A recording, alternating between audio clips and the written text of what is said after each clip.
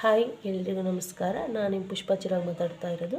ನಾನು ಇವತ್ತಿನ ವಿಡಿಯೋದಲ್ಲಿ ಬಂದು ನಿಮಗೆ ನಾರ್ಮಲ್ ಬ್ಲೌಸಿಂದ ಬೋಟ್ ನೆಕ್ ಬ್ಲೌಸ್ಗೆ ಅಳತೆನ ಯಾವ ಥರ ತೊಗೋಬೇಕು ಅನ್ನೋದನ್ನು ನಿಮಗೆ ತೋರಿಸ್ಕೊಡ್ತಾ ಇದ್ದೀನಿ. ಅದಕ್ಕೂ ಮುಂಚೆ ಯಾರಾದರೂ ಹೊಸಬ್ರು ನನ್ನ ಚಾನಲ್ನ ನೋಡ್ತಾ ಇದ್ದಾರೆ ದಯವಿಟ್ಟು ಸಬ್ಸ್ಕ್ರೈಬ್ ಆಗಿ ಪೂರ್ತಿ ವಿಡಿಯೋ ನೋಡಿ, ಎಲ್ಲಿ ಸ್ಕಿಪ್ ಮಾಡಿದೆ ಅಂತ ಕೇಳಿಕೊಂಡು ಈ ವಿಡಿಯೋನ ಸ್ಟಾರ್ಟ್ ಮಾಡ್ತಾ ಇದ್ದೀನಿ. ಇದು ನೋಡಿ, ಇದು ಭುಜ ಫುಲ್ಲು ಸುತ್ತಳತೆ ಬಂದು 32 ಇಂಚಿದೆ. ಅಂದರೆ ಭುಜ 32 ಇಂಚಿದೆ. 32 ಇಂಚ್ ಬ್ಲೌಸು. ಇದು ಸುತ್ತಳತೆ ಬಂದು 32 ಇಂಚಿದೆ. ಇದು normal blouse, normal lining blouse. ಇದರಲ್ಲಿ ನಾನು ಬಂದುಬಿಟ್ಟು ಇದರಲ್ಲಿ ನಿಮಗೆ ಬೋಟ್ ನೆಕ್ ಅಳತೆನ ಯಾವ ಥರ ತೊಗೋಬೇಕು. ಕೆಲವರಿಗೆ ಬೋಟ್ ನೆಕ್ ಈ ಥರ ಬ್ಲೌಸ್ಗಳು ಕೊಟ್ಬಿಟ್ರೆ ಬೋಟ್ ನೆಕ್ಗೆ ವೇಸ್ಟೇಜ್ ಎಷ್ಟು ತೆಗಿಬೇಕು, ಶೋಲ್ಡರ್ ಎಷ್ಟು ತೊಗೋಬೇಕು, ಮತ್ತು ಕಂಕ್ಳತ್ರ ಎಷ್ಟು ತೊಗೋಬೇಕು, ಕಂಕ್ಳತ್ರ ಇಲ್ಲಿಂದ ಇಲ್ಲಿಗೆ ಲೆಂತ್ ಎಷ್ಟು ತೆಗಿಬೇಕು ಅನ್ನೋದು ನಿಮಗೆ ತುಂಬ ಕನ್ಫ್ಯೂಸ್ ಆಗ್ತಾ ಇರುತ್ತೆ. ಮತ್ತು ಇಲ್ಲಿಂದ ಇಲ್ಲಿಗೇನು ಎಷ್ಟೆಷ್ಟು ಅಳತೆ ತೊಗೋಬೇಕು, ಇಲ್ಲಿಂದ ಕಟ್ ಸ್ಟಿಕ್ ಇಡ್ತೀವಲ್ಲ ಅಲ್ಲಿ ಎಷ್ಟು ತೊಗೋಬೇಕು ಅನ್ನೋದು ಕೂಡ ಎಲ್ರಿಗೂ ಕನ್ಫ್ಯೂಸ್ ಆಗ್ತಾ ಇರುತ್ತೆ. ಅದಕ್ಕೋಸ್ಕರ ನಾನು ಇವತ್ತಿನ ವೀಡಿಯೋದಲ್ಲಿ ನಾರ್ಮಲ್ ಬ್ಲೌಸಿಂದ ನಿಮಗೆ ಬೋಟ್ ನೆಕ್ಗೆ ಯಾವ ಥರ ಅಳತೆ ತೊಗೋಬೇಕು ಅನ್ನೋದನ್ನು ನಿಮಗೆ ತೋರಿಸ್ಕೊಡ್ತಾ ಇದ್ದೀನಿ. ನೋಡಿ, ನೀವು ಫಸ್ಟ್ ನೋಡ್ಕೋಬೋದು. ಇದು ಫುಲ್ಲು ಹಿಂದೆ ಬಂದು ಭುಜ ಬಂದು 13.5 ಇದೆ.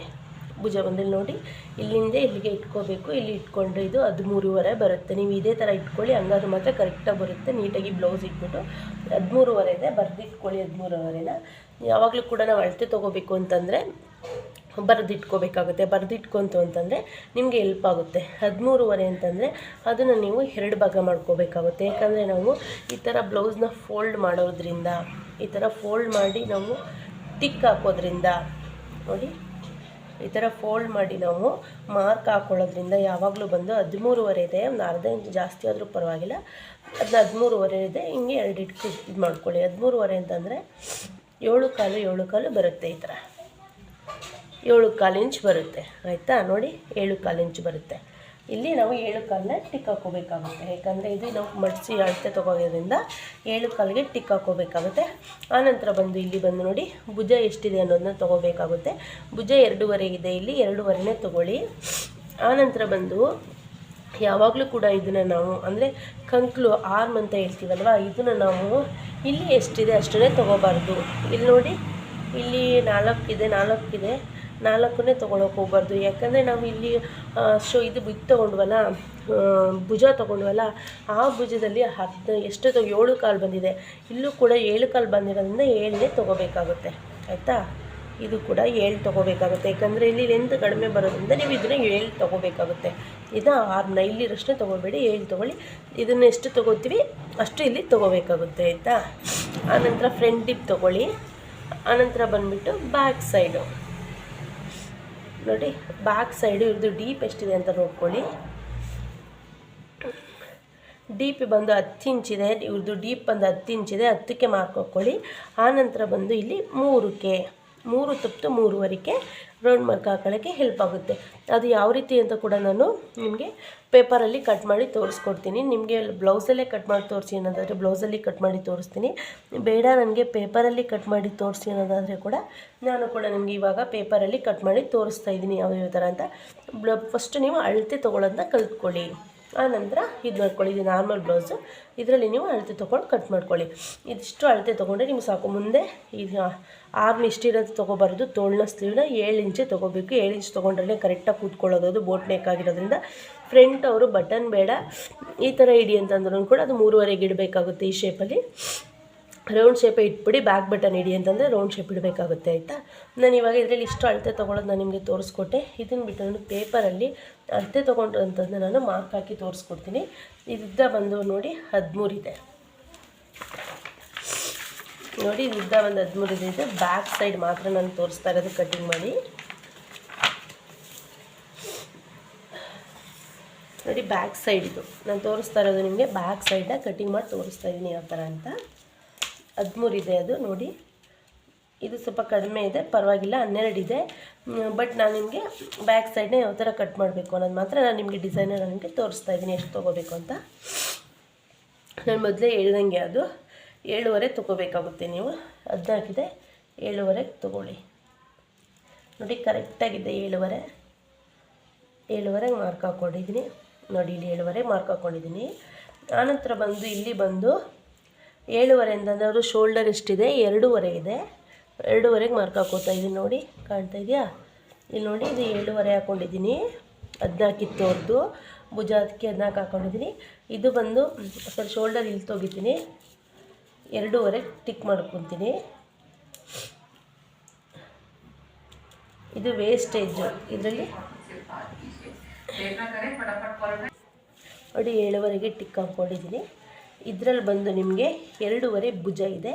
ಇಲ್ಲಿಂದ ಫಸ್ಟ್ ಇಲ್ಲಿಂದನೇ ತೊಗೊಳ್ಳಿ. 2.5ಗೆ ನಾನು ಭುಜ ಟಿಕ್ ಮಾಡ್ಕೊಂಡಿದ್ದೀನಿ. ಉಳಿದಷ್ಟು ಎಷ್ಟು ಅಂತಂದರೆ ಫ್ರಂಟ್ ಸೈಡ್ ಇದು ಅಂದರೆ 1 ಇಂಚು 2 ಇಂಚು 4 ಇಂಚ್ ಉಳಿಯುತ್ತೆ.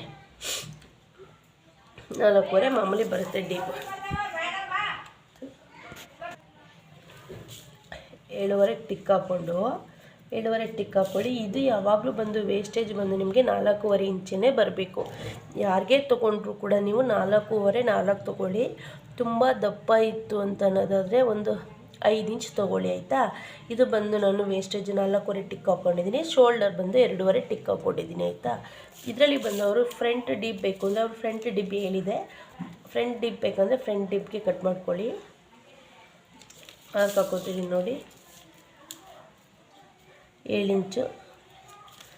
ರೌಂಡ್ ಶೇಪ್ ಬೇಕಂದರೆ ರೌಂಡ್ ಶೇಪ್ ಕೊಡಿ. ಇಲ್ಲಿ ಇದು ಫ್ರಂಟ್ ಟಿಪ್ಪು. ಫ್ರಂಟ್ ಬೇಡ ನನಗೆ ಈ ಥರ ರೌಂಡ್ ಇಡಿ ಸಾಕು, ಬ್ಯಾಕ್ ಬಟನ್ ಇಡಿ ಅಂತಂದರೆ ಇದನ್ನು ನಾವು ಯಾವಾಗಲೂ 3 ಇಂಚ್ಗೆ ಟಿಕ್ ಹಾಕೋಬೇಕಾಗುತ್ತೆ ನೋಡಿ. ಇದು 3 ಇಂಚು. ನಾನು ಬರೀ ಬ್ಯಾಕ್ ಸೈಡ್ ಮಾತ್ರ ತೋರಿಸ್ತಾ ಇದ್ದೀನಿ ಆಯಿತಾ.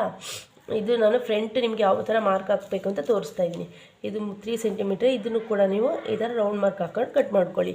ಮುಂದೆ ಫ್ರಂಟ್ ಬಟನ್ ಬೇಕು ಅಂದರೆ ಡೀಪ್ ಎಷ್ಟಿದೆ ಅಂತ ನೋಡಿ ತೊಗೊಳ್ಳಿ. ನನಗೆ ಫ್ರಂಟ್ ಬೇಡ, ಮಾಮೂಲಿ ನಾರ್ಮಲ್ ರೌಂಡ್ ಶೇಪ್ ಬೇಕು ಅಂತಂದರೆ 3 ಇಂಚ್ಗೆ ರೌಂಡ್ ಹಾಕ್ಕೊಳ್ಳಿ ಆಯಿತಾ. ನಾನಿವಾಗ ಬ್ಯಾಕ್ ತೋರ್ದು ಡೀಪ್ ಒಂದು 10 ಇಂಚಿದೆ ನೋಡಿ. 10 ಇಂಚ್ಗೆ ಟಿಕ್ ಮಾಡ್ಕೊತಾ ಇದ್ದೀನಿ. 10 ಇಂಚಿದೆ ಇವ್ರದ್ದು ಬ್ಯಾಕ್ ಡೀಪು. 10 ಇಂಚು. ನೆಕ್ಸ್ಟು ಇದನ್ನು ಬಂದು ನೀವು 3 ಇಂಚ್ಗೆ ಇದು ಮಾಡ್ಕೊಳ್ಳಿ. 3 ಇಂಚು 3 ಇಂಚ್ಗೆ ಮಾಡ್ಕೊಂಡಾಗ ಇದನ್ನು ನಾವು ಡಿಸೈನ್ ಕಟ್ ಮಾಡಬೇಕು ಅಂತಂದರೆ ಹಿಂಗೆ ರೌಂಡ್ ಶೇಪ್ಗೆ ಕೊಡಿ 3 ಇಂಚ್ಗೆ.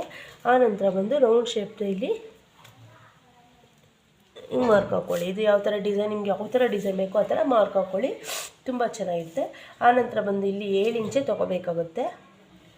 ನಾವು ಇಷ್ಟಿದೆ ಬಂದು ಅದು 7 ಇಂಚೇ ತೊಗೊಂಡ್ರೆ ಮಾತ್ರ ನೀಟಾಗಿ ಬರೋದು ಆಯಿತಾ. ಸ್ವಲ್ಪ ಇದು ಕಡಿಮೆ ಇದೆ ಬಟ್ಟೆ, ಅದರಿಂದ ನಿಮಗೆ ತೋರ್ಸೋಕ್ಕಾಗ್ತಾಯಿಲ್ಲ. ಅದು ನೀಟಾಗಿ ಕಟ್ ಮಾಡ್ಕೊಳ್ಳಿ.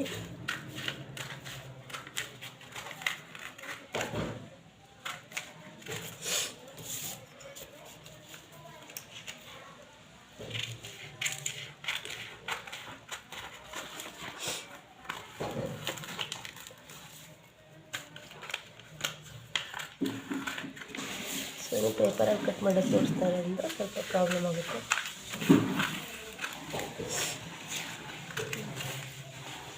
ನೋಡಿ ಈ ಥರ ಬೋಟ್ನೆ ಕಟ್ ಮಾಡ್ಕೊಳ್ಳಿ. ಇದು ಹಿಂದೆ ಒಂದು ಸ್ಲೀವ್, ಇದು ಸ್ವಲ್ಪ ಇದು ಸಾಲ್ಟೇಜ್ ಇದೆ ಪೇಪರ್, ಅದರಿಂದ ಇದು ಮಾಡ್ಕೊಂಡಿದ್ದೀನಿ. ಸ್ಲೀವ್ 7 ಇಂಚ್ಗೆ ಕಟ್ ಮಾಡ್ಕೋಬೇಕಾಗತ್ತೆ, ಹಂಗಾದ್ರೆ ಮಾತ್ರ ಕಟ್ಟಿ ನೀಟಾಗಿ ಬರುತ್ತೆ.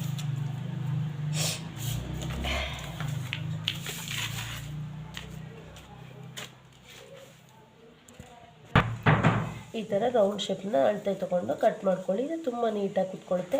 ಇಲ್ಲಿ ಕಂಕ್ಳ ಹತ್ರ ಕೂಡ ಹಿಡ್ಕೊಳ್ಳಲ್ಲ. ಅಂದರೆ ಕೆಲವರಿಗೆ ಇದು ಹಿಡ್ಕೊಳ್ತಾ ಇರುತ್ತೆ, ತುಂಬ ಬಿಗಿ ಬಿಗಿ ಅಂತ ಅನಿಸ್ತಾ ಇರುತ್ತೆ. ಆ ಥರ ಬಿಗಿ ಕೂಡ ಅನಿಸಲ್ಲ, ಕರೆಕ್ಟಾಗಿ ಕುತ್ಕೊಳ್ಳುತ್ತೆ 4.5 ತೆಗಿರೋದ್ರಿಂದ. ಇಲ್ಲಿ ಬೇಕಾದ್ರೆ ನೀವು ಸ್ಟಿಕ್ ಬೇಕಾದ್ರೆ ಇಟ್ಕೊಬೋದು, ಬಟನ್ ಬೇಕಾದ್ರೂ ಹಾಕೋಬೋದು. ಇದನ್ನು ಬೇಕಾದ್ರೆ ಇನ್ನೂ ಚಿಕ್ಕದಾಗಿ ಬೇಕಾದ್ರೂ ಚಿಕ್ಕದಾಗಿ ಬೇಕು ಅಂದರೆ ಚಿಕ್ಕದಾಗಿ ತೊಗೋಬೋದು. ಬೇರೆ ಶೇಪ್ ಬೇಕು ಅಂದರೆ ಬೇರೆ ಶೇಪ್ ಕೂಡ ನೀವು ಇಟ್ಕೋಬೋದು. ಯಾವುದೇ ರೀತಿ ಇಲ್ಲೂ ಕೂಡ ಇಲ್ಲಿ ಡೀಪ್ ಬರೋದ್ರಿಂದ ಯಾವುದೇ ರೀತಿ ತೋಳತ್ರ ಕೂಡ ಏನೂ ಪ್ರಾಬ್ಲಮ್ ಆಗೋಲ್ಲ. ಕಂಕ್ಳು ಕೂಡ ನೀಟಾಗಿ ಬರುತ್ತೆ, ಎಲ್ಲೂ ಹಿಡಿಯಲ್ಲ. ಇದು ಕೂಡ ನೀಟಾಗಿ ಕುತ್ಕೊಳ್ಳುತ್ತೆ, ಬಿಗಿ ಬಿಗಿ ಅಂತಲ್ಲ, ಕರೆಕ್ಟಾಗಿ ಪರ್ಫೆಕ್ಟಾಗಿ ಕುತ್ಕೊಳ್ಳುತ್ತೆ. ಈ ಥರ ತೊಗೊಂಡ್ರೆ ಅಂದರೆ ನಾರ್ಮಲ್ ಬ್ಲೌಸಿಂದ ಈ ಥರ ತೊಗೊಂಡು ಕಟ್ ಮಾಡ್ತು ಅಂತಂದರೆ ತುಂಬ ನೀಟಾಗಿ ಕುತ್ಕೊಳ್ಳುತ್ತೆ. ಇಲ್ಲಿ 4.5 ತೊಗೊಳ್ಳಿ. ಆನಂತರ ಬಂದು ಇಲ್ಲಿ ಅವ್ರದ್ದು ಭುಜ ಎಷ್ಟಿದೆ ಅಂತ ನೋಡಿಬಿಟ್ಟು ಮೇಲೆ ಭುಜ ತೊಗೊಳ್ಳಿ ಆಯಿತಾ. ಯಾವಾಗಲೂ ಕೂಡ ನಮಗೆ ಕರೆಕ್ಟಾಗಿ ಪರ್ಫೆಕ್ಟಾಗಿ ಕುತ್ಕೋಬೇಕು ಅಂದರೆ 4.5 ಇಂಚೇ ತೊಗೊಬೋದು. ನೀವು ಯಾವುದೇ ಬ್ಲೌಸಲ್ಲಿ ತೊಗೊಳ್ಳಿ, ನಾರ್ಮಲ್ ಬ್ಲೌಸಲ್ಲಾದರೂ ತೊಗೊಳ್ಳಿ, ಮತ್ತು ಬೋಟ್ ನೆಕ್ ಬ್ಲೌಸಲ್ಲಾದರೂ ತೊಗೊಳ್ಳಿ, 4.5 ತೊಗೊಳ್ಳಿ. ಅವ್ರದ್ದು ಕಡಿಮೆ ಇತ್ತು ಅಂದ್ಬಿಟ್ಟು ಕಡಿಮೆ ತೊಗೊಳಕ್ಕೆ ಹೋಗ್ಬೇಡಿ, 4.5 ತೊಗೊಳ್ಳಿ. ತುಂಬ ಸಣ್ಣ ಇತ್ತು ಅಂತಂದರೆ 4 ತೊಗೊಳ್ಳಿ. ಹೆವಿ ದಪ್ಪ ಅಂದರೆ 80-90 kg ಇತ್ತು ಅಂತಂದರೆ ಒಂದು 5 ತೊಗೊಳ್ಳಿ ಸಾಕು. ಅದ್ರ ಮೇಲೆ ಜಾಸ್ತಿ ತೊಗೊಳಕ್ಕೆ ಹೋಗಬೇಡಿ. ಈ ವಿಡಿಯೋ ನೀವು ಒಂದ್ಸಲ ಫಸ್ಟ್ ಪೇಪರಲ್ಲಿ ಕಟ್ ಮಾಡಿ ಒಂದ್ಸಲ ಟ್ರೈ ಮಾಡಿ ನೋಡಿ. ಇಷ್ಟ ಆಯಿತು ಅಂತಂದರೆ ನಿಮಗೆ ಕರೆಕ್ಟಾಗಿ ಬಂತು ಅಂತಂದರೆ ಕರೆಕ್ಟಾಗಿ ಬಂತು ಮಮ್ಮಂತ ಅಂತ ಒಂದ್ಸಲ ನನಗೆ ಕಮೆಂಟ್ಸ್ ಮಾಡಿ. ಈ ವಿಡಿಯೋ ಇಷ್ಟ ಆಯಿತು ಅಂತ ಅಂದರೆ ದಯವಿಟ್ಟು ಒಂದು ಲೈಕ್ ಕೊಡಿ ಅಂತ ಕೇಳಿಕೊಂಡು ನಾನು ಯಾರಾದರೂ ಹೊಸಬ್ರು ನನ್ನ ಚಾನಲ್ ನೋಡ್ತಾ ಇದ್ದರೆ ಸಬ್ಸ್ಕ್ರೈಬ್ ಮಾಡಿ. ನೀವು ನನಗೆ ಸಪೋರ್ಟ್ ಮಾಡಿದಷ್ಟು ನಾನು ಹೊಸ ಹೊಸ ವೀಡಿಯೋಗಳನ್ನ ಅಪ್ಲೋಡ್ ಮಾಡಿ ಹಾಕೋಕ್ಕೆ ನನಗೆ ಖುಷಿ ಆಗುತ್ತೆ. ಈ ವಿಡಿಯೋ ಇಷ್ಟ ಆಯಿತು ಅಂತ ಅಂದ್ಕೊಂಡು ನಾನು ಈ ವಿಡಿಯೋನ ಮುಗಿಸ್ತಾ ಇದ್ದೀನಿ. ಧನ್ಯವಾದಗಳು.